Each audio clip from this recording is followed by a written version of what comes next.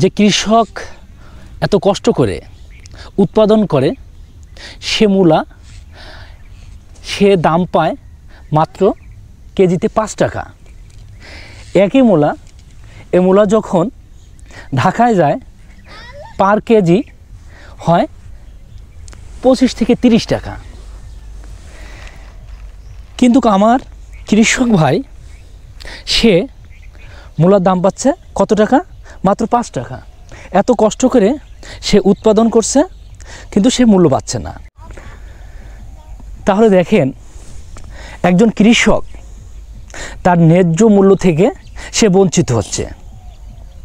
সে এত কষ্ট করে সে ফসলটা যখন উৎপাদন করছে কিন্তু সে ন্যায্য মূল্যটা পাচ্ছে না।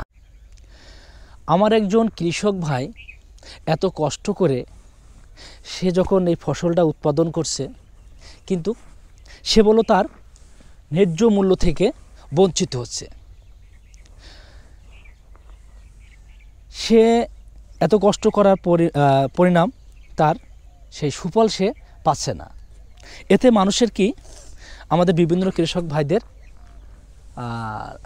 ফসল উৎপাদনের প্রতি আগ্রহটা কমে যাচ্ছে।